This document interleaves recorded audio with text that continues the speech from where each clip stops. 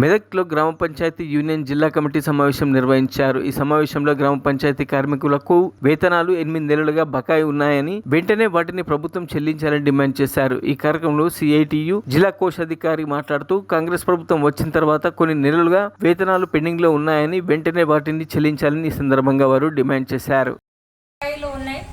గ్రామాలలో ప్రజలకు అందుబాటులో ఉండి సేవలు అన్ని రకాలుగా మంచినీళ్ళు కానీ పరిశుభ్రత కానీ ఆరోగ్యం కానీ ఈ సేవలన్నీ అందించేది గ్రామ పంచాయతీ సోదరులే.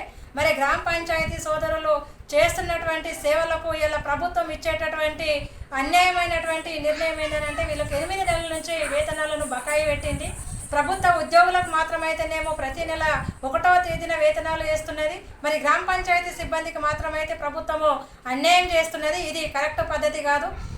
కాంగ్రెస్ ప్రభుత్వము అధికారంలోకి వచ్చిన తర్వాత ఒక్క నెల కూడా వేతనము తీసుకున్న పరిస్థితి లేదు. మరి 8 నెలలుగా ఏమిదిని గ్రామ పంచాయతీ సోదరులు పనిచేస్తారని చెప్పేసి ప్రభుత్వాన్ని డిమాండ్ చేస్తూ ఉన్నాం. మరి ప్రభుత్వం మీద ఒత్తిడి తీసుకురావడం కోసం ఈ నెల 18వ తేదీన మంగళవారం రోజు మండల కేంద్రాలలో ఎంపీడీఓ కార్యాలయం ముందు ధర్నాలు నిర్వహిస్తూ ఉన్నాం.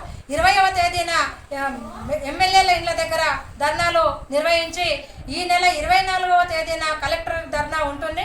కాబట్టి ఈ యొక్క కార్యక్రమాలకు 18న జరిగే మండల ధర్నాలు, 20 తారీఖున జరిగే ఎమ్మెల్యేల ఇండ్ల దగ్గర ధర్నాలకు, కలెక్టర్ దగ్గర జరిగే 24 తేదీన జరిగే కార్యక్రమానికి జిల్లాలో ఉన్న అన్ని మండలాలలోని అన్ని గ్రామాలలోని గ్రామ పంచాయతీ సోదరులందరూ కూడా ఈ ధర్నాలలో కార్యక్రమాల్లో పాల్గొని మన యొక్క వేతనాలు రాలేనటువంటి నిరసనను ప్రభుత్వానికి తెలియజేయాలి. కాబట్టి ఈ కార్యక్రమంలో జిల్లాలోని కార్మికులందరూ కూడా ప్రతి ఒక్కరూ తప్పనిసరిగా పాల్గొనాలని చెప్పేసి ఈరోజు తెలంగాణ గ్రామ పంచాయతీ వర్కర్స్ అండ్ ఎంప్లాయీస్ యూనియన్ సిఐటియుగా పిలుపునిస్తున్నాం. మరి ఈ కార్యక్రమంలో పాల్గొని జయప్రదం చేయాల్సిందిగా మరోసారి విజ్ఞప్తి చేస్తా ఉన్నాం.